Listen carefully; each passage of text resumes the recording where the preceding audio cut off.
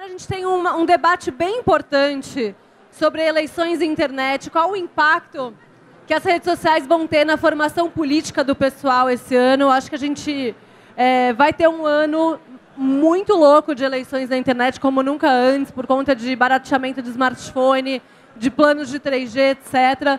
E a gente vai dividir esse painel aqui em dois momentos. Primeiro, a gente vai apresentar uma pesquisa que a gente fez com mais de 1.000 internautas, né? Galera conectada, sobre a relação deles com política. A gente perguntou várias coisas bacanas que a gente vai apresentar aqui. E depois da apresentação, a gente vai debater o assunto. Então, para formar esse painel, eu queria chamar todo mundo que vai falar. Primeiro, Jefferson Monteiro, Dilma Bolada, vem para cá.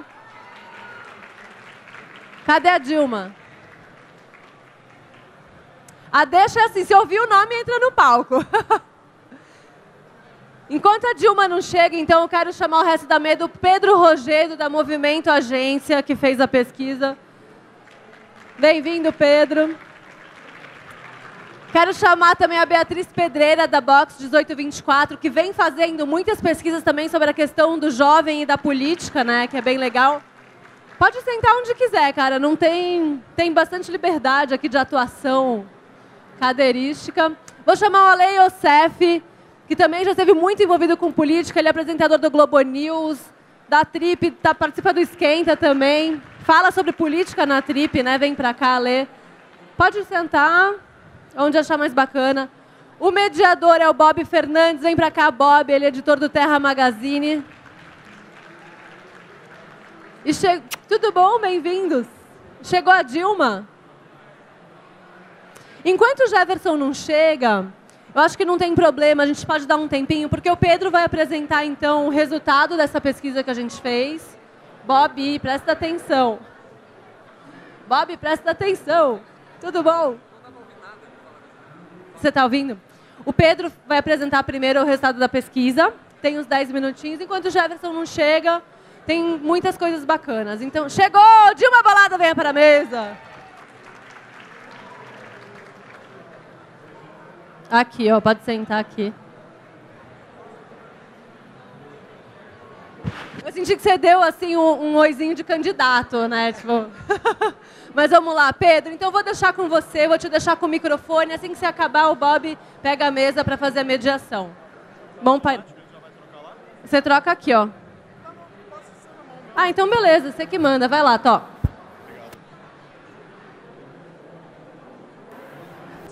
Pede para ele jogar na tela. O que ele está falando ali?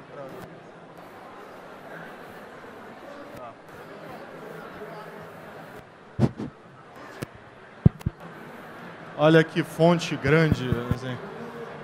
Alô, alô, alô. Alô, alô, alô. Alô! Bom, gente, boa tarde. Meu nome é Pedro. Estou conseguindo ouvir atrás ou quer que grite mais alto? Assim, tá bom? Olá, gente. Boa tarde. Meu nome é Pedro. Trabalho na Movimento Comunicação, uma agência do Grupo Flag, tal. E eu estou aqui para apresentar uns resultados de uma pesquisa que a gente rodou em parceria com o YouPix. E, primeiramente, agradecer o convite para participar da mesa. As coisas protocolares. Fico feliz que a presidente Dilma esteja aqui também para ver os resultados dessa pesquisa super importante. E essa pesquisa ela reflete um pouco de vocês que estão sentados aqui. Ela foi calibrada para pegar o pessoal jovem, usuário intenso de internet. E as perguntas que a gente queria fazer eram perguntas principalmente relacionadas à percepção sobre política. E isso é uma coisa que a gente sente muita falta, e até estava conversando aqui com o pessoal também, e que tem em desenvolvimento outras pesquisas sobre o assunto, mas o meu interesse nesse momento para subsidiar esse debate eram algumas perguntas. A primeira pergunta, como que a gente pensa? Eu ainda já estou um pouquinho mais velho, mas ainda me enquadro na faixa etária alvo também, já quase saindo dela, mas é principalmente como se pensa num ano de eleições e quais temas são efetivamente importantes e devem pautar aquilo que vai ser falado pelos candidatos na internet. Eu quase caí na tentação de fazer um monitoramento via Twitter, só que aí eu lembrei, como bom pesquisador, que isso é uma amostra extremamente enviesada. também. Então, eu recorri a um mecanismo mais tradicional, até porque o Facebook, não tem ninguém do Facebook aqui não, né? Não, gente, sem ninguém tomar, por favor, no cu. Uou! Tô falando, porra. Desculpem. Vamos lá. Então, assim, a primeira coisa importante que a gente tem que ver aqui é a metodologia. Foram feitos questionários, e por que questionários? Porque com questionários a gente consegue pegar não só a pessoa que está voluntariamente doando os dados.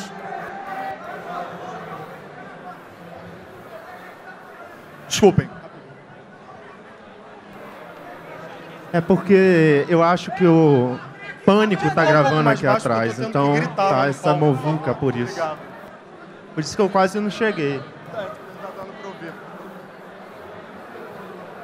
Desculpem, é porque de onde eu venho, normalmente as pessoas ouvem quando tem outra falando. Mas tudo bem, vamos lá, gente. Primeiro ponto, por que a gente fez em relação ao questionário? Porque eu não posso esperar que as opiniões que são dadas normalmente, que a gente pega no Twitter, são opiniões de pessoas que fizeram questão de manifestá-la. E não necessariamente são as opiniões que estão ali escondidas. Como todos vocês que trabalham com isso já sabem, normalmente quem odeia costuma falar mais alto. Então, assim, se eu odeio a Dilma, eu vou falar muito mal da Dilma. Se eu odeio o Aécio, eu vou xingar o Aécio todo dia.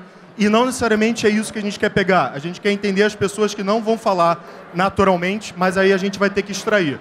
Daí a gente tem aplicado um questionário e não trabalhado com monitoramento. A gente conseguiu milagrosamente 1.225 respostas a um questionário que demorava uns 20 minutos para o cara responder e sem dar prêmio nenhum, o que é uma coisa incrível também. E a escala foi validada, a gente tem algumas coisas interessantes também.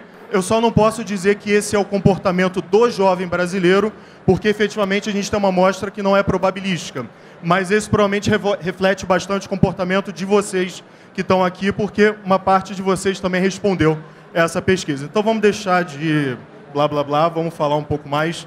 Eu normalmente quando apresento alguma coisa eu faço um sumário logo no início, porque aí a gente já pega o que é mais interessante e já fala.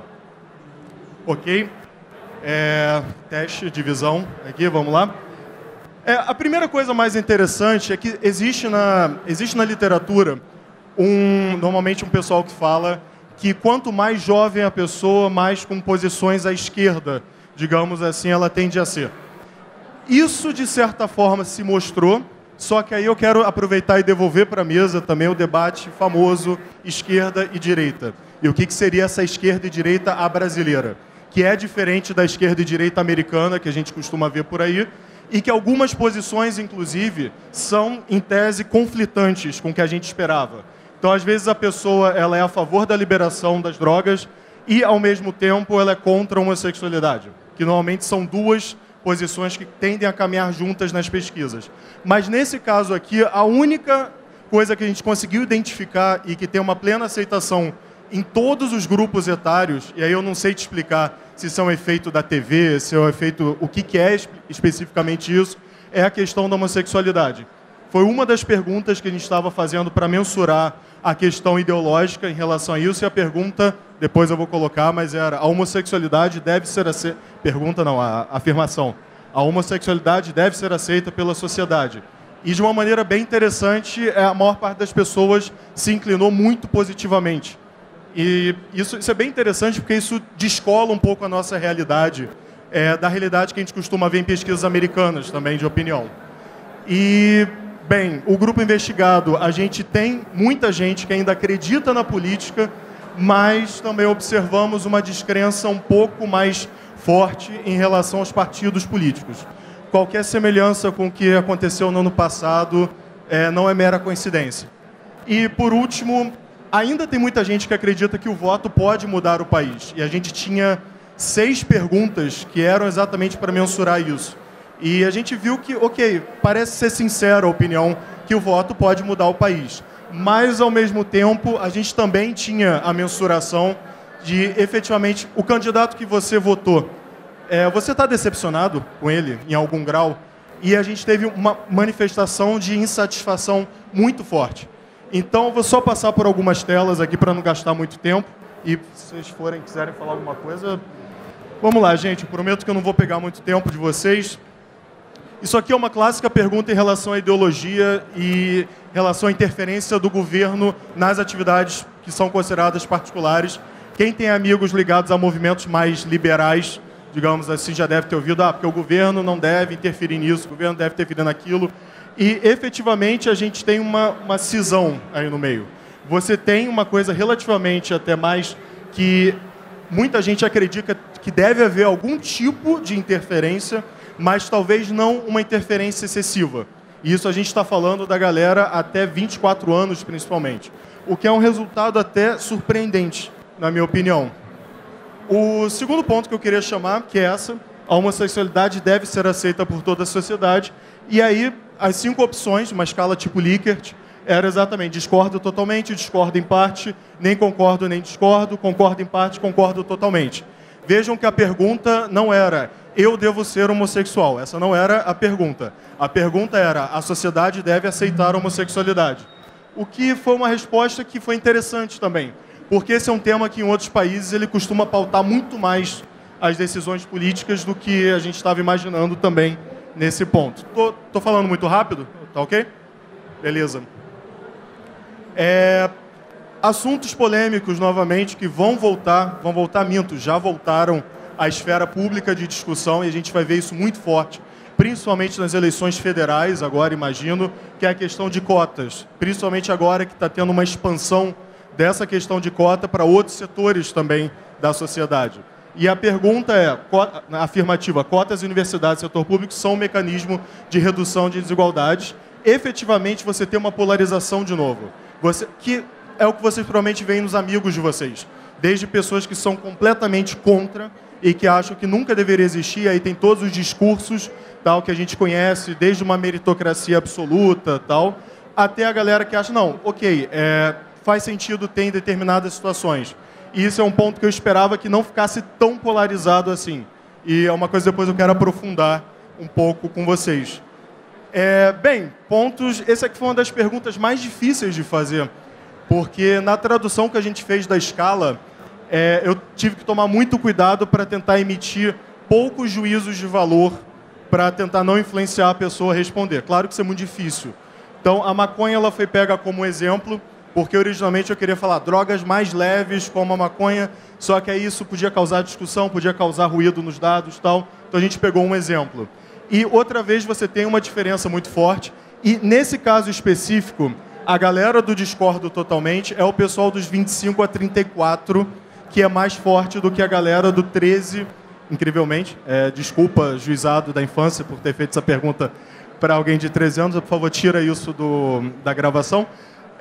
Mas o pessoal de 13 a 24 se mostra mais tolerante à questão, pelo menos, da liberação de drogas ou de trazer essa discussão de uma coisa mais pública, que é um debate que vem pautando, inclusive, nomes como FHC, inclusive nos últimos tempos, e isso tem polarizado também, de certa maneira, a política. E provavelmente isso vai influenciar também na decisão de voto.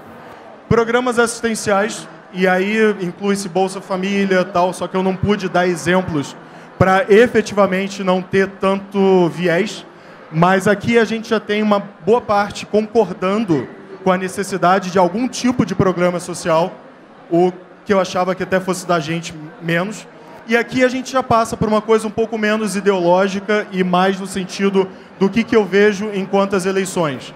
E aí, mesma coisa, numa escala de concordância, eu imagino que tenha muita gente mentindo nessa resposta, para ser muito franco, porque ela contradiz o que a gente vê em relação ao que a gente chama de absenteísmo, né? Quando o cara não vai votar nas eleições. E, efetivamente, eu não acredito que 67%, pelo menos dos entrevistados, sempre se motivem a votar, tal, mas pode ser também. Para o próximo ponto, isso é um ponto que a gente já está entrando em coisas que eu gostaria de subsidiar o debate aqui. Essa pergunta, para mim, é muito emblemática. Essa assertiva, desculpa. Não consigo ver diferença ideológica entre os partidos do Brasil, que é uma reclamação que a gente ouve dos nossos pais há muito tempo, e quando a gente fez o pré-teste dessa escala, a minha intenção era, ok, será que para a gente que está aqui isso faz sentido, ou será que está pior ou melhor? E efetivamente é uma coisa que me preocupa, porque partidos, pelo menos no sistema político que a gente tem hoje em dia, na estrutura do sistema político, digamos assim, eles ainda são muito importantes. Então, se a gente vê partido como algo que você não consegue ver uma diferença ideológica, talvez que muitos não tenham, talvez, mas isso é uma coisa que eu acho que a gente vai discutir aqui, isso é um tema que para mim é um pouco preocupante também. Tem alguma dissonância entre o que acontece na realidade e o que deveria ser. Essa pergunta ela é feita em várias pesquisas ao redor do mundo também, e essa é uma pergunta que me deixa otimista. E nisso em todas as faixas etárias pesquisadas, todas as que a gente pesquisou, obviamente. E muita gente concordando, em algum grau pelo menos, que acredita ainda que o voto pode mudar o país. O que é interessante. Penúltima, tá? Voltando à questão, os partidos são fundamentais para a política do país, e aí você já tem uma diferença em relação à questão ideológica, mas ainda tem-se uma... Essa é a que menos teve diferenciação, na verdade. Estatisticamente, nem aquela de 29% eu posso garantir que ela está fora da margem de erro. Então, essa é uma pergunta que eu esperava que fosse carregar para algum dos lados, mas não carregou, o que é uma coisa boa. Alguém, em algum lugar, ainda acredita que partidos são muito importantes para a política e também alguém acredita que são completamente não. Essa que eu falei com vocês, costumo me decepcionar com quem eu votei, é relativamente concentrado no meio assim, mas você tem ainda uma tendência puxando para o cara concordar que está decepcionado. Essa aqui foi uma coisa que eu coloquei quase como uma alfinetada também para alguns colegas meus que trabalham com marketing político. E por quê? Porque eu imaginava que essa todo mundo fosse responder para lá. E até teve menos gente que respondeu do que eu imaginava. Mas qual que é a preocupação que eu acho que a gente pode discutir depois na mesa? É o papel que efetivamente as informações que circulam em mídias sociais vão ter nesse processo de decisão. E, efetivamente, essa aqui é a apunhalada dos meus colegas que trabalham com mídias sociais e política, que é a pergunta, ok, você acha que os políticos fazem, em geral, um bom uso das mídias sociais? Eu podia perguntar isso para vocês agora, eu acho que eu já imagino a resposta, com exceção da Prefeitura de Curitiba, de uns outros casos assim mais emblemáticos, eu já imagino a resposta porque é o que a gente ouve no mercado todos os dias também. Eu achei até bem brando, eu não consegui achar, porque a pesquisa não era identificada, né, questão de anonimidade e tal, mas eu queria muito conhecer os 4% que concordam totalmente que os políticos fazem, em geral, o bom uso das mídias sociais. Mas, efetivamente, é um pouco disso que eu queria falar com vocês. Na verdade, a pesquisa é 4 vezes maior do que isso. Então, assim, por questão de tempo, eu trouxe para vocês só um pequeno pedaço. Graças a Deus, ela foi testada, pré-testada, validada e tal. E eu já tinha combinado com a Bia que isso vai virar depois um paper. Para o YouPix, a gente vai ter tudo isso detalhado, com metodologia, a escala, todas as perguntas, só até para ajudar. Até o pessoal da Box também está fazendo essa pesquisa para a gente ver se ajuda a construir alguma coisa aqui melhor, ok? Obrigado pela atenção de vocês, desculpa a encheção de saco, espero que isso ajude para a gente falar agora. Obrigado.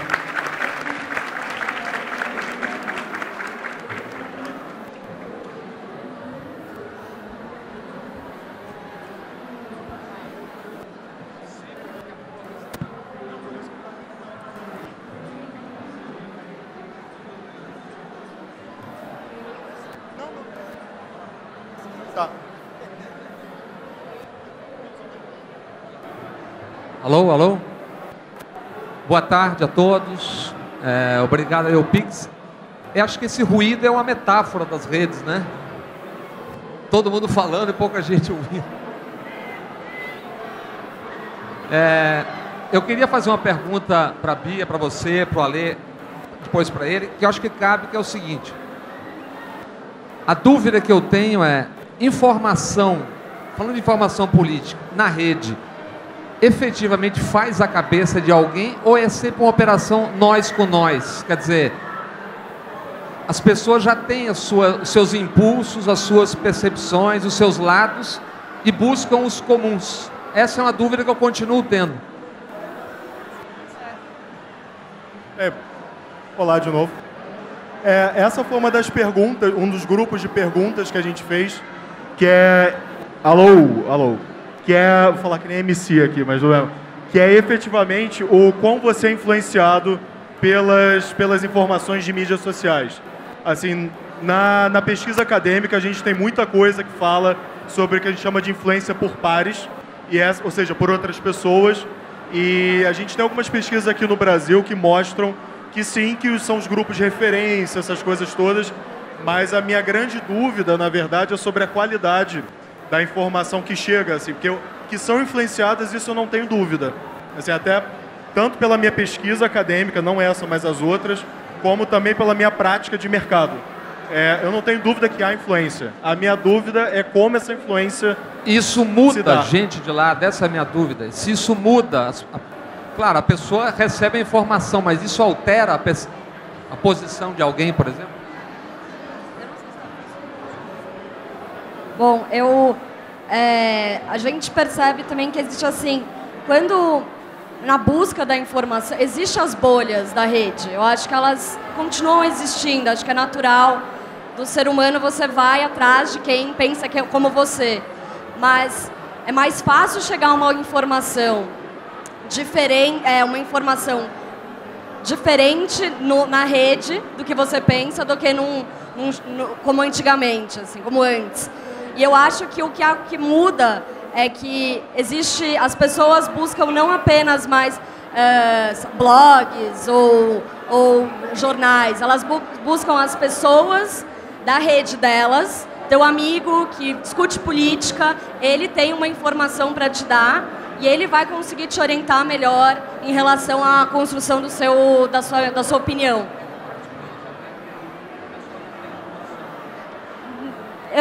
Não necessariamente. Eu acho que assim, o que acontece, que eu acho que não sei, provavelmente eu sempre trabalhei com política, mobilização. Sempre no dia da eleição, meu telefone liga, amigo manda mensagem, quem eu voto e tal. Isso acontece. Agora, eu acho que a internet vai ajudar, eu acho que a internet hoje, 2014, vai ajudar a informar o cara que... Primeiro, eu acho que tem as manifestações que deram uma impulsionada, geraram uma curiosidade, as pessoas estão mais atentas, então elas tendem a buscar mais um pouco a informação anteriormente do dia, do que como o dia do voto. E aí ela vai buscar as pessoas da sua rede que podem te orientar e sem medo de você ser influenciado por uma mídia específica ou tal. Acho que é um pouco isso.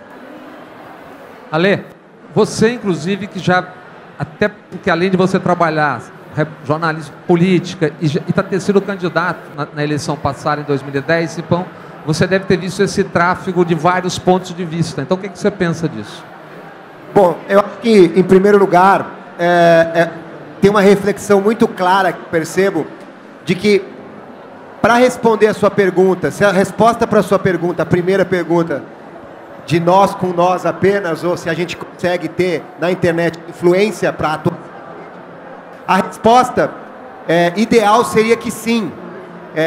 Do mundo ideal, do mundo de uma cidadania plena, em que a gente tem a internet como uma ferramenta de transformação.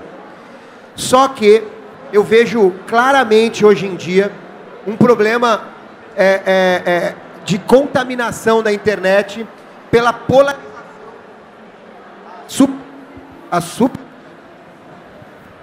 contaminação da internet pela polarização que tomou conta do Brasil. A polarização, o fla-flu que a política virou, uma radicalização de um lado contra o outro. E isso acaba se espelhando na internet. E quando isso se espelha na internet, aí sim a gente cria uma cultura de nós com nós, de condomínios fechados dentro da rede, de gente falando para as mesmas pessoas que querem ouvir e assim por diante. Isso vai se replicando, e isso é muito perigoso, porque faz com que um dos instrumentos mais importantes que nós temos, que é a internet, para a transformação política, que já funcionou, por exemplo, nas manifestações, como mobilizadora, como aglutinadora, não tenha o mesmo papel tão importante na hora da decisão do voto.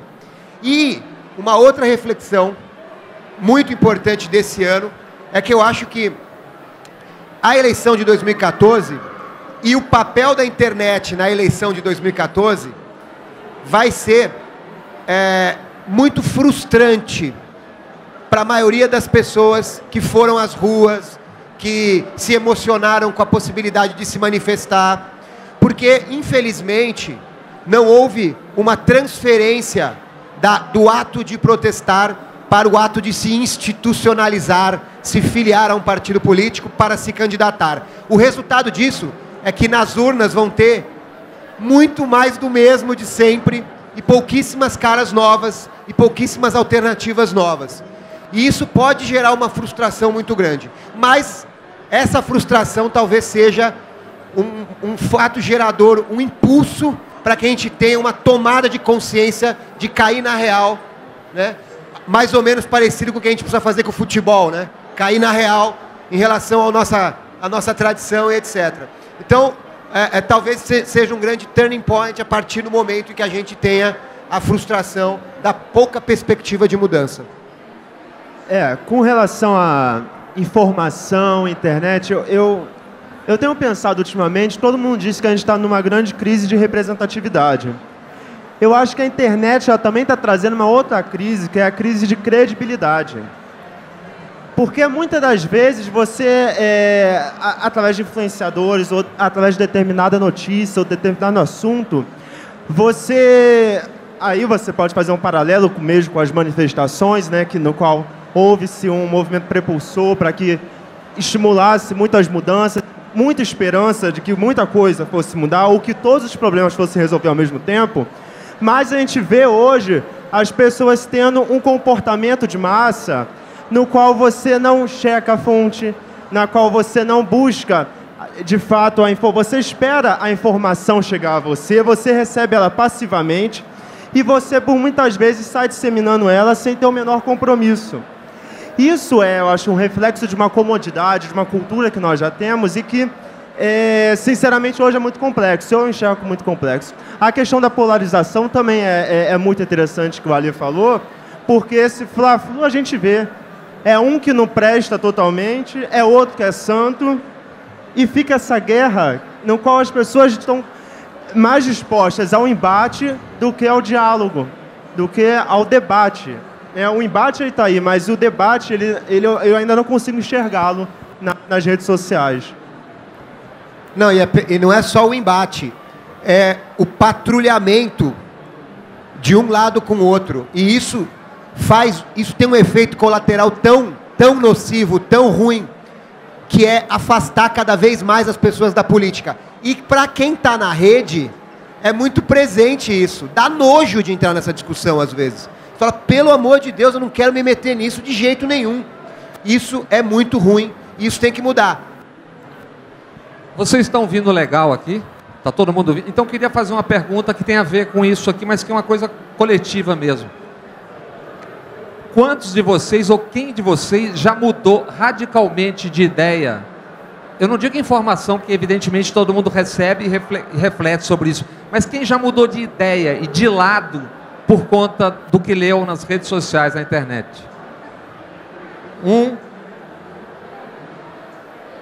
Uns 10. Você que trabalha, evidentemente, com humor também, e tem um lado muito claro, eu queria fazer uma pergunta que é o seguinte: como é o manejo do Dilma Bolada quando ou a Dilma ou o governo, alguém pisa poderosamente na bola? Como é que você consegue, você escapa, o que você faz com isso? Um outro grande exemplo também, que junho de 2013 foi um divisor de águas na Dilma Bolada. Porque até então era muito fácil fazer a Dilma Bolada, porque a Dilma Bolada é um alter ego da própria presidenta e sempre serviu como exaltação, como eu gosto muito dela, e colocar assuntos cotidianos de variedades, não só de política, dentro do mundo imaginário dela. Era até muito fácil você falar de uma pessoa que tem índices de aprovação batendo em 90%. Aí, do nada, vem as manifestações. Aí, é claro, eu tive que pensar toda a minha estratégia para eu poder saber se ela... O que eu faço agora? Sumo do mapa? Continuo? Eu inseri, naquele período, a figura da Dilma Bolada como uma Dilma Rousseff ideal. Ou seja, todos os anseios que eram prospectados das manifestações, inclusive os meus também, eu colocava nos textos, nas fotos que eu postava e tudo mais que eu acompanhava. E funcionou muito bem. Passadas as manifestações, o clima se manteve, tudo mais, surgiram novos assuntos. No entanto, quando acontece, é claro, um cenário de satisfação, ou então propriamente como ela foi ofendida na abertura da Copa, e na qual tem essas opiniões, muita gente divergente, mas muita gente a favor, e parece que a maioria das pessoas na internet, de uma forma geral, foram a favor, né? Aí a gente consegue ver a diferenciação entre uma nação de 200 milhões de pessoas e a internet, ou seja, você consegue ver os pontos diferenciais aí do offline com o online. Eu procuro sempre manter uma linha mais para o lado pessoal, digamos, tanto que quando a Dilma Bolada fala propriamente de uma rede da Dilma, ela fala a minha rede profissional, né? E eu trato a Dilma Bolada como se fosse uma rede pessoal dela, uma rede que ela brinca e tudo mais. No entanto, há uma grande troca. Ou seja, eu me respaldo hoje, eu construí uma personagem durante 4 anos, que já fez 4 anos, fez em junho, agora fez 4 anos. Então as pessoas que estão ali, ela entende para o que veio. Muitas pessoas falam que não gostam da Dilma, ou que não votam no PT, mas que gostam da Dilma Bolada, e a maioria entende essa questão de que eu não tenho partido, mas eu tenho um lado. A gente vê aí veículos de comunicação no país que também tem esse próprio comportamento. Quase todos. Mas o meu é assumido, eu gosto da Dilma, voto na Dilma, eu pessoalmente não medirei esforço para poder lutar pela reeleição dela. Eu acho que a Carta Capital fez recentemente, no qual assumiu no editorial o lado, eu acho que seria saudável e muito mais ético com o leitor, algumas revistas e alguns veículos de comunicação assumirem o seu lado do que se utilizar da imprensa, que seria uma coisa parcial, para poder informar as pessoas, na verdade está informando de uma forma parcial. Só para ficar claro uma coisa, teoricamente, do ponto de vista o que faz a imprensa americana, europeia, quando você assume um lado, é o seguinte, tem uma posição editorial, no editorial, em favor de determinado projeto, o que não significa jogar o meio de comunicação a favor ou de A ou de B. O que a gente vê aqui é nego que faz de conta que não tem candidato e está todo mundo engajado, é outra história. Vocês trabalham com pesquisa, você também. Vocês dois, vou perguntar primeiro qual é o cerne da sua pesquisa, que você está acabando agora, e se vocês acham que, de fato, algo acontecerá a partir das redes sociais nessa eleição agora, algo importante, algo impactante. Se terá um papel realmente impactante.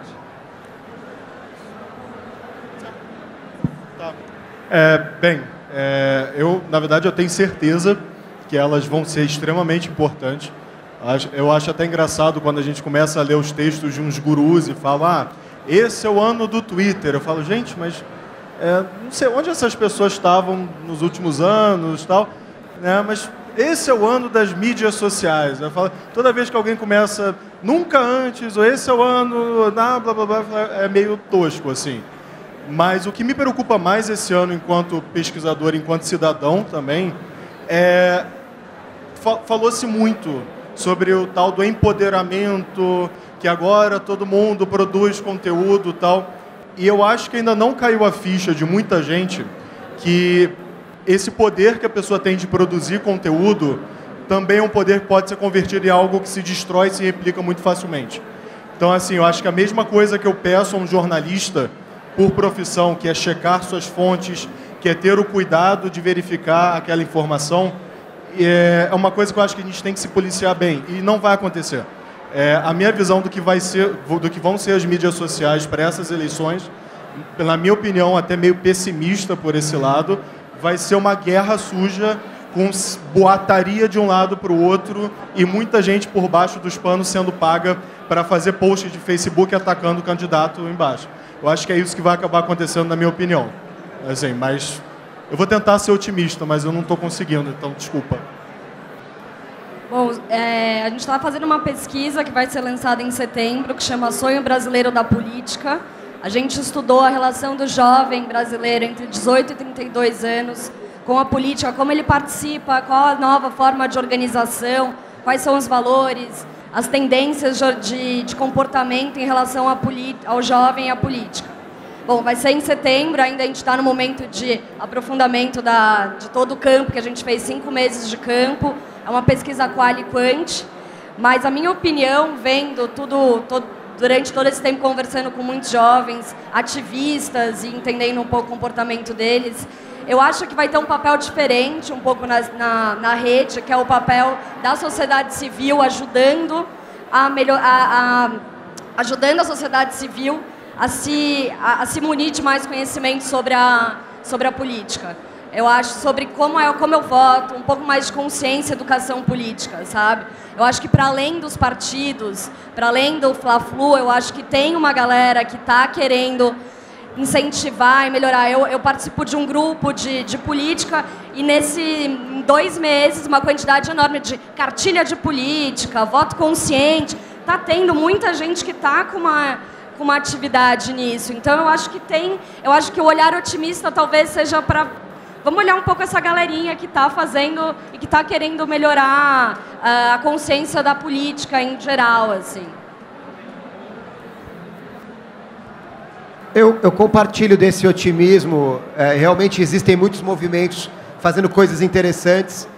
Gente remando contra a maré, idealista.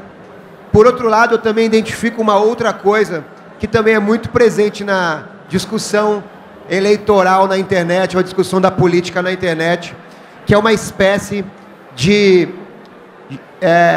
geração que se pauta pela disputa do protagonismo das coisas, ou disputando o significado das coisas o tempo todo sem parar. Isso faz com que ideias que surjam de movimentos muitas vezes, enfim, absolutamente bem intencionados, enfim, acabam sempre caindo numa espécie de arena em que tem o seu protagonismo ou o seu significado disputado. Isso também faz com que as pessoas fiquem, de uma certa maneira, de saco cheio da política. São vários fatores, eu acho, que contribuem para o afastamento. Porque, no final das contas, o que nós estamos falando aqui, existe influência eleitoral na internet. A internet é capaz de influenciar, de fazer a transformação. Vai acontecer no Brasil o que aconteceu nos Estados Unidos, quando um senador absolutamente não central do Partido Democrata, através da internet, se constituiu num candidato que ganhou da Hillary Clinton, que era ex-primeira-dama e que era favoritaça para ganhar as eleições. Ele ganha nas primárias e depois vira presidente dos Estados Unidos pela plataforma que ele desenvolveu na internet. Isso é possível aqui? Bem, você foi candidato pelo PV, muito próximo da Marina, em 2010. De certa forma, a Marina não navegou exatamente por esse caminho, de alguma forma? Bom, em primeiro lugar, tenho que falar que a maior merda que eu fiz na minha vida foi entrar no PV para ser candidato. É verdade, eu fui porque a Marina me convidou, era um projeto dela, ser candidata na eleição passada. Eu gosto muito dela, eu admiro muito ela, e achei que era importante ter uma terceira via no Brasil, era importante romper com esse discurso polarizado, desse fla-flu do PT com o PSDB. Eu realmente me incomodo, acho que isso prejudica a política nacional. Mas, enfim, isso é uma opinião minha. Fui, me candidatei para ajudá-la, mas achei uma merda, porque o PV, pelo amor de Deus, sem palavras. Sinceramente, eu acho que ela conseguiu absorver um início de mobilização online no Brasil. E, inclusive, isso se refletiu também na tentativa dela de construir o partido Rede depois, né? Mas, infelizmente, eu acho que, ao mesmo tempo que houve essa mobilização, obviamente, ficou claro que, no Brasil, a política necessita de códigos que são mais antigos, de passos e estratégias e tomada de decisões e principalmente entrar numa lógica pragmática que contamina a política, que vende-se tudo, vende-se a ética, vende-se tudo em troca de minutos na TV. Eu vendo a minha mãe para ter minutos na TV quando o cara é candidato. E isso faz com que tudo se deturpe. E aí, quando você vê uma campanha como a dela, que era uma campanha galgada na internet, e vê que ela tem um teto, ela bate num teto. Depois ela não consegue mais, porque está enraizada já estão enraizadas determinadas práticas políticas no Brasil. E também tem uma outra questão, falando ainda da Marina, né, porque ela foi uma grande surpresa nas últimas presidenciais, e ela atingiu 20 e tantos milhões de votos, né, tanto que ela levou o segundo turno, mas que a gente observa que hoje essa maré dela deu uma acalmada, né? Deu uma diminuída. Pelo menos até hoje, a gente não consegue ver, por exemplo, tanto assim a transferência de votos dela lá de 2010 para o Eduardo. Uma coisa assim que aconteceu lá em 2010, mas não foi algo sistemático, que se manteve após 4 anos, ou então se construiu-se uma figura tão forte e talvez tenha ficado lá atrás. Mas ainda não começou, ainda tem bastante tempo, né? E de repente esse cenário possa mudar. Mas, a priori, ainda ela ficou, parece, em 2010. Mas você sabe que isso eu acho um bom sinal? Eu estava falando com o Bob antes do debate. A gente tem que entender que a pessoa, o ser político, o cara que é candidato, o cara que é um líder, ele não pode ser só ele. Ele não pode representar só ele. Ele tem que representar um conjunto de pessoas que fazem dele alguém, que seja um símbolo, ou que depositem nele a esperança de um projeto. A gente tem que despersonalizar a política, para parar com essa coisa dos caudilhos, salvadores da pátria. Isso talvez seja o que está acontecendo agora. A Marina, ela não é só ela foi construída por um coletivo de pessoas que sonhava em ocupar um espaço, mas que não enxerga na opção que ela fez o projeto desse mesmo projeto representado. As pesquisas mostraram isso. Exatamente. Né? Quando colocava ela como candidato, o resultado era um. Quando saiu ela, passou a ser outro. Eu quero fazer uma pergunta de quem não é do ramo, mas eu andei lendo coisas de vocês sobre a questão da data na ciência, que você tem como data na ciência, você tem como chancelar, por exemplo, produção de pesquisa, etc, etc. Existiria a possibilidade de, em relação, por exemplo, a informação mais, digamos, política, algo do gênero acontecer? Você está falando no sentido mais... Nesse mundaréu de ruído, de mentira, etc, etc, há como você montar, na verdade, gente, isso aqui você pode concordar, discordar, tem informações de todos os lados, mas isso é verdadeiro. Eu até queria complementar... Alô? Eu até queria complementar um pouco o que o Jefferson falou, mas eu queria trazer um outro caso que é diferente da Marina, que eu não sei se vocês perceberam, mas eu venho do Rio de Janeiro, acho que não deu para notar, e lá a gente tem um candidato que virou filme também, um deputado estadual, que é o Marcelo Freixo. E para mim, assim, eu vi muito próximo a campanha do Marcelo Freixo, e o Marcelo Freixo foi para mim até hoje o que mais... o Marcelo... Já vou... O Marcelo Freixo hoje, para mim, o que mais chegou próximo a essa questão de um crowdfunding, de novas formas de você tentar ter dinheiro, porque é preciso você ter algum dinheiro para fazer uma campanha. Uma campanha, gente, é cara. Hoje, o que eu vejo assim, de dados e de estratégia, que não é só hoje, isso é uma coisa que começou há 50, 60 anos. É você tratar o político da mesma forma como eu trataria um laptop a ser vendido. Um momento. Então, é você tratar o político enquanto uma mercadoria que um publicitário como eu poderia chegar, empacotar isso, achar as melhores mídias e aí entra no que o Ale falou, de você ter uma política que é louca, que o cara promete tudo. Ele promete para diversos segmentos, ele diz exatamente o que ela quer ouvir, eu falo para ela.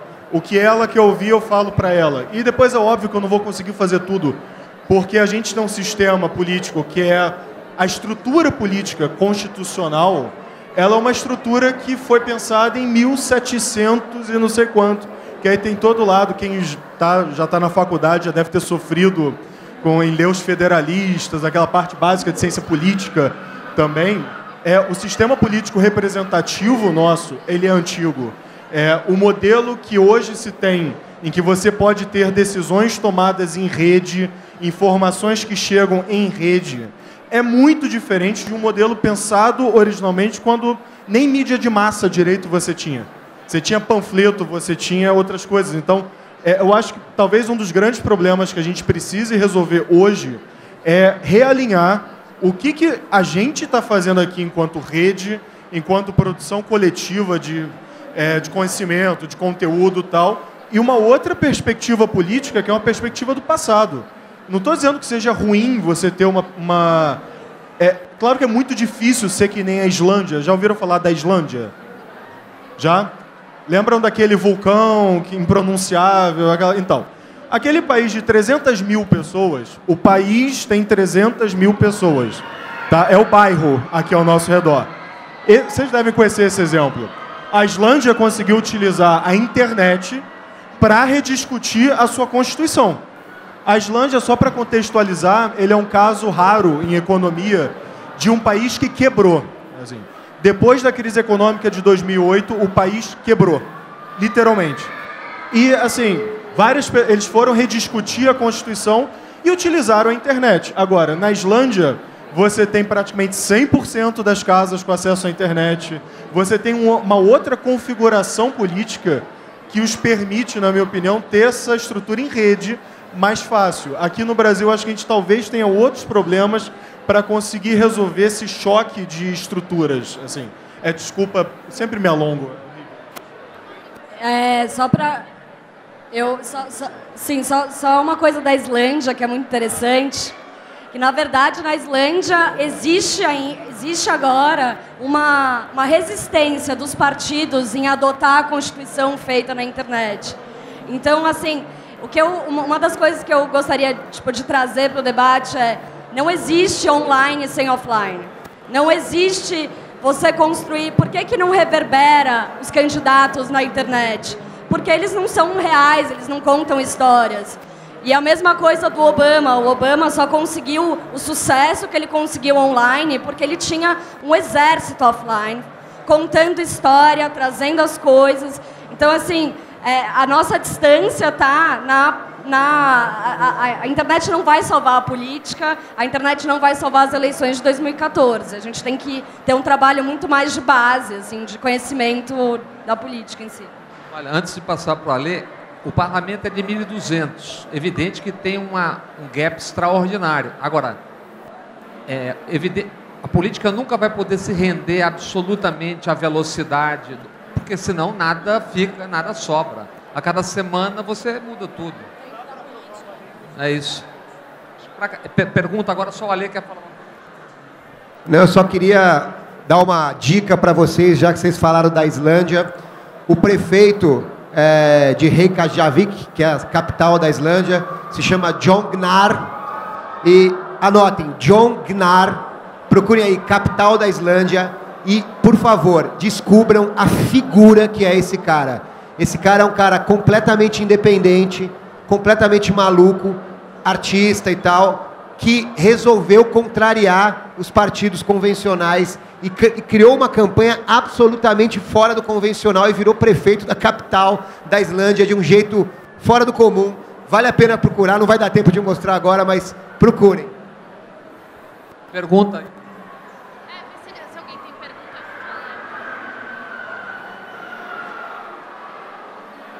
Pergunta, mas aí...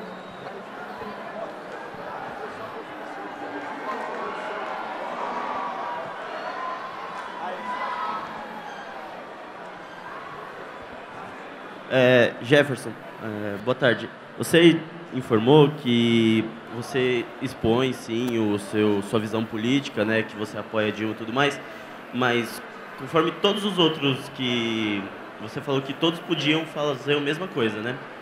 Porém, você não acha que pode gerar uma certa empatia a mais com o candidato, independente do que ele oferece, das propostas dele?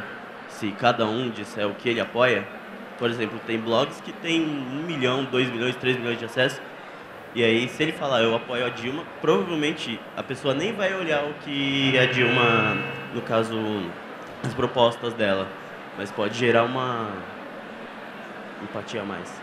Olha, você tocou num assunto muito interessante, porque, inclusive, serve de alerta aqui para todo mundo, e é bom ter esse espaço para falar. historicamente, a esquerda tem uma militância forte, inclusive na própria internet. Então, há uma mobilização muito forte, muito grande. Alguns partidos, eles se interessam em contratar pessoas na internet, um blogueiro X, um blogueiro Y, um youtuber X, um youtuber Y, para falar mal de candidatos. Isso aconteceu nas eleições de 2012, eleições municipais. Tem um amigo meu que negou, gente famosíssima, gente que realmente teve... Teve muita gente que aceitou. E esse ano não será diferente, porque eu sei que já existem propostas, eu mesmo recebi uma proposta, eu cheguei a expor, inclusive, o fato que aconteceu.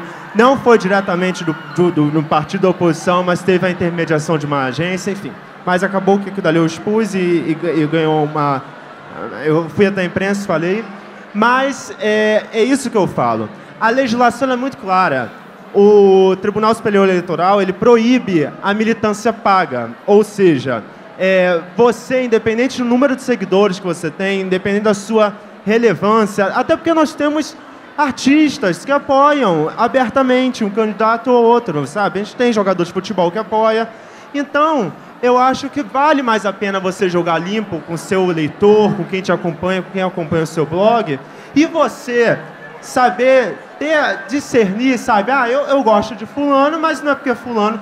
Que nem eu falei, tem muita gente que não gosta da Dilma, não vai votar na Dilma, mas gosta da Dilma Bolada, sabendo que eu gosto da Dilma, porque ali eu não produzo só conteúdo político, nem sempre eu quero passar uma mensagem. A maioria das vezes é um conteúdo de variedades, eu acho que é isso que vale. Você, né, ou você assume um lado, ou você fica em cima do muro. O que você não pode é assumir um lado, mas travestido, né? Fazer uma campanha velada e enganar as pessoas. Isso eu não acho que é legal. Aliás, não é legal, nos termos legais da lei, e não é legal porque eu acho uma canalice, entende? Oi, aqui. Eu queria aproveitar, já que você está falando dessa questão de abrir o voto, eu queria saber da mesa de todos eles, de todos vocês, se vocês abrem o voto de vocês, vocês costumam abrir esse voto e falam quem vocês vão apoiar nas eleições de 2014? O meu não é mistério para ninguém, né? Não sei se todos aqui querem. Enfim, também é democracia. Cada um fala ou não. Se quer alguém aqui declara voto, vocês declaram voto? Ainda é precoce, né? As eleições ainda não começou. Vai ser que nem a Copa. Está tudo muito morno ainda. A Copa não ia ter, aí a Copa foi a Copa das redes sociais. Vai ser as eleições das redes sociais. Agora, o meu medo é só como que vai ser isso, né? Mas que eu acho que o movimento vai ser bem grande, vai. E, de repente, pode até ter uma reviravolta no cenário como um todo, né? Porque quando as campanhas começarem, que, de fato, a gente vai ver para o que os 8 vieram, que são 8, né? Para o que os 8 vieram. Eu estou indeciso, mas eu voto no Marcelo Freixo para deputado estadual e no Jean Willis para deputado federal. Os outros eu estou indeciso. Se eu soubesse quem eu vou votar, eu falaria... Mas, ao mesmo tempo, eu trabalho com pesquisa e, de uma certa forma, a gente tem que manter uma... Não pode confundir muito, porque nesse campo de política, você falou uma coisa, pronto, caiu, nunca mais você sai daquela caixinha, assim. Mas, então eu estou indecisa em relação a deputado, sei lá, tem o meu deputado aqui em São Paulo, que é uma pessoa que eu tenho muito proximidade, que chama Zé Gustavo, é um menino de 24 anos que eu estou acompanhando. Só isso que eu tenho como definição hoje. Só. Bem, eu acho que eu estou numa situação parecida, mas para presidente eu não tenho ideia de quem eu vou votar. Para deputado federal, eu provavelmente vou de PSOL, Chico Alencar, lá no Rio. E para governador do estado do Rio de Janeiro, eu devo me mudar para São Paulo. Assim, porque... as opções estão Garotinho, Crivella, Lindbergh e Pezão. Tem uma coisa interessante, já que você falou da eleição do Rio. Desculpa, Bob. Um estado que é governado pelo Pezão não pode dar certo. Não tem como dar certo. Mas olha, há uma coisa interessante até, uma pergunta para o nosso mediador, que é um grande analista político. Bob, o que você acha? Está acontecendo no Rio de Janeiro um movimento claro de desespero pela liderança do Garotinho e do Marcelo Crivella, cada um com 24% dos votos, nas pesquisas. Você acha que vai acontecer no Rio de Janeiro, pode acontecer no Rio de Janeiro, um movimento parecido com o que aconteceu em São Paulo contra o russomano e contra o voto pelo Estado laico, pelo Estado libertário livre e contra uma evangelização da política? Bem, primeiro que eu acho que de fato falta muito tempo. Alô? É esse? Alô, alô. Cadê o azul?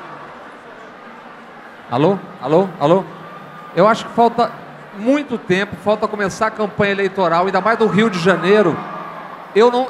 Se for Garotinho e Crivella disputando, rumemos para o Piauí, para...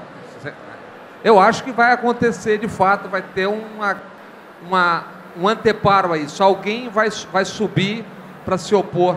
Eu não acredito que esse voto, por exemplo, do Garotinho seja algo sólido. Eu acho que é mais sólido no Crivella do que no Garotinho. Na hora que você começar campanha, quem é quem, como é que foi, quem roubou, quem não roubou, de que jeito roubou.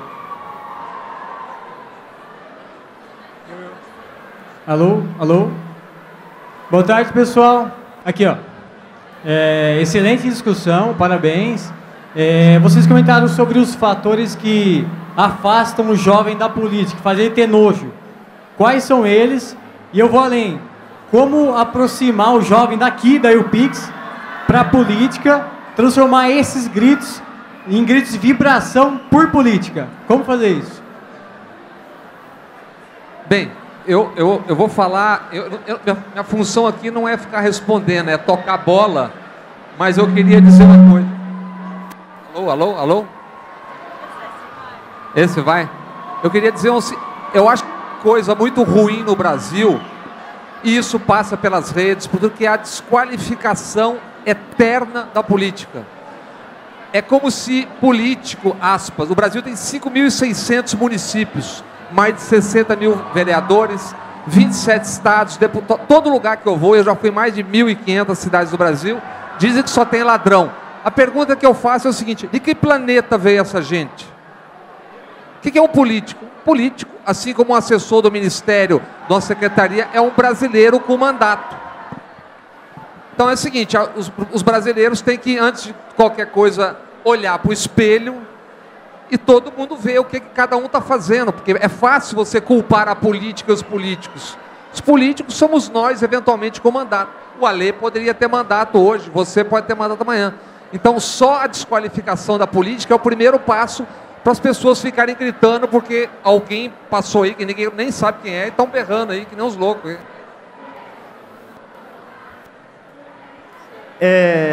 Nessa pegada, eu só queria te colocar uma situação, no caso, meu exemplo pessoal. Como que eu transformei a Dilma, a presidenta do país, uma pessoa tão séria, numa web celebridade, enfim, de todos aqueles adjetivos que ela tem. E hoje a Dilma Bolado tem mais de 2 milhões de seguidores nas redes sociais. Eu fiz um movimento inverso. Eu fui de fora para dentro.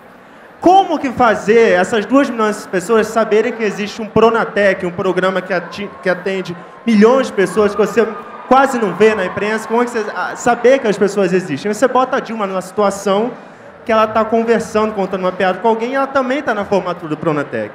Como você quer estar numa inauguração lá no Piauí, vai falar que ela chegou dançando uma dança típica. Aí você acaba, enfim, talvez a pegada da Dilma Bolado foi justamente essa, sabe? Eu falar sobre variedade, incluir política e não o contrário, não incluir a variedade na política. É claro que por isso também vem do sucesso, de não ser algo estritamente político, mas, no entanto, eu acho que deve ter uma fomentação. As pessoas realmente têm que se interessar mais pelo assunto em si, mas eu acho que nenhum candidato ainda, efetivamente nenhum candidato ainda presidenciável está na rede. Não está ele em si. O Aécio está lá, a página dele vai muito bem, a Dilma também está, o Eduardo também está. Mas eles estão aqui num patamar, num palco, que não estão junto com a galera. Essa é a diferença. Você vê eles falando do palco ainda, eles não estão conosco. Eles estão no mesmo ambiente, mas eles estão aqui e a gente está aí. Então essa é a diferença. Eu não sei se vocês vão ter o feeling, não sei se a gente vai ver, ou só daqui a 20 anos que a gente vai ver os presidenciáveis que já nasceram nessa geração interagindo e trazendo os debates de uma forma mais igual e mais cara a cara, Mas, por enquanto, está um pouco complicado, eu acho, a situação dos políticos nas redes sociais, salvo alguns. Eu, sinceramente, não acredito em passe de mágica, não acredito em varinha de condão, alguém que vai resolver apertar um botão e, de repente, vai mudar tudo e as pessoas vão gostar de política. Até porque, se alguém tivesse uma resposta para a sua pergunta, imagina quanto ela valeria. Os marqueteiros vão ficar desesperados para saber como é que é juntar a molecada, a rapaziada com a política. Agora, eu acredito que isso depende de nós. Eu concordo com o Bob. E cada um tem que começar a fazer a sua parte. Cada um tem que fazer a sua parte. Cada um tem que se informar, cada um tem que buscar informar o outro. Cada um, quando identifica uma picaretagem, em vez de ficar puto, tem que falar, olha, esse cara é picareta por causa disso, disso, disso, não vota nele. Olha, esse cara aí tá prometendo uma coisa que ele não pode cumprir.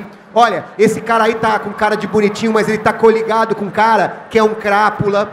E aí isso tem que ser um exercício cotidiano e sem parar. E isso não vai mudar. Nunca a gente pode ter os aparatos tecnológicos mais avançados do mundo. Isso nunca vai acontecer. Nunca vai ter um botão que a pessoa vai apertar e de repente vai brotar uma consciência ou vai se criar uma política boa, porque a política, na verdade, como o Bob disse, é espelho da gente mesmo.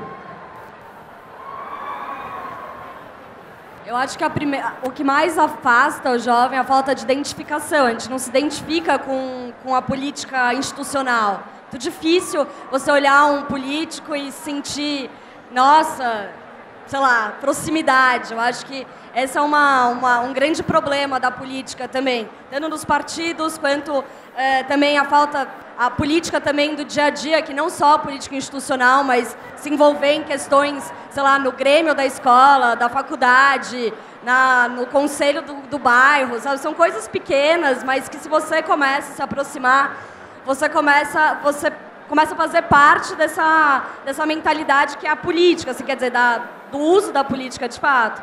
Então, acho que realmente não tem mágica, a gente vai ter que entender, conhecer, tem que se informar, ler, participar, nem debate, saber escutar. Eu acho que também um trabalho muito grande para a gente conseguir chegar um pouco mais uma política melhor é a gente aprender a ser mais dialógico e menos dialético. Conhecer melhor a opinião do outro, entender aquilo e tentar convergir. Talvez seja o mundo ideal, talvez demore, mas acho que esse esforço é válido. E a gente só tem essa consciência participando offline, discutindo, indo a fundo. Então, eu acho que como o Ale falou, depende da gente, mas eu acho que a gente pode contaminar outras pessoas para ir. Então, você vai num debate, leva um amigo, discute, eu acho que essa é um caminho, uma solução. Eu queria, talvez, seguir em sentido contrário aos meus colegas. Alô? Alô? Alô? Alô? Eu queria seguir em sentido contrário aos meus colegas e queria... Alô? Alô? Eu queria trazer a tua pergunta, que a gente fala muito em finanças. Trazer a tua pergunta que é futura para o presente. Assim, eu acho que a primeira pergunta... o que eu, e aí cada um de vocês, o que eu estou fazendo hoje para mudar esse quadro? Acho que é a primeira coisa. Desculpa, alô. Em 2005, 2006, eu trabalhei como assessor legislativo na Câmara de Vereadores do Rio. E eu vi como é que funciona o detalhe sórdido da política. Mas eu vi por um outro lado também que é muito interessante. Qualquer pessoa pode ir ao órgão público. Existem galerias onde você pode ir lá a qualquer momento que está tendo sessão, assistir o que está sendo debatido. E as galerias estavam sempre vazias.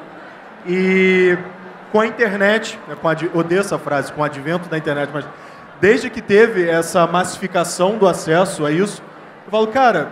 sei lá, procura, sabe? Dá uma olhada, vamos ver o que a gente pode mudar a partir do hoje. Posso dar um exemplo, até respondendo a tua pergunta.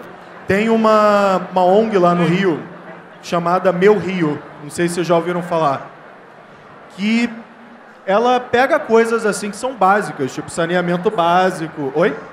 Agora tem Minha Sampa, acabei de ser informado aqui. Que bom. Isso é uma coisa boa de se exportar também, esse modelo. que o que eles fazem é uma coisa que qualquer um aqui poderia fazer. Inclusive, até recomendo que vocês se informem mais sobre esses movimentos de base. Porque eles vão reclamar exatamente, tem esgoto saindo na praia. Por quê? O cara lá não prometeu que ia ter saneamento básico e tal, eles vão atrás e enchem o saco. A gente tinha uma relação muito boa, para não falar o contrário, com o nosso governador antigo, Cabral. A gente acampou em frente à casa dele e tal, mas eu acho que falta um pouco também da gente meter a mão, sem violência, tá, por favor, na cara desses caras e ir lá cobrar o que a gente já pode hoje. A gente procurar se informar do que está acontecendo. Pessoal, estão me dizendo aqui que acabou. Eu só queria dizer uma coisa. O maior exemplo de como é possível fazer política são essas centenas de pessoas que estão aqui cercadas por esse ruído infernal. Está todo mundo aqui fazendo o quê? Política. Então é isso. É isso. Boa tarde, até logo.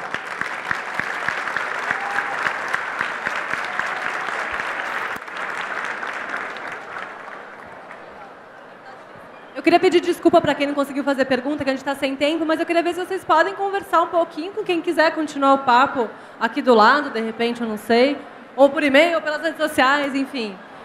E agradecer demais a participação e a presença de vocês no debate de eleições. Acho que tem muito assunto, vai ser agora, depois da Copa, é o assunto, né? Então não vai acabar nunca. Obrigada.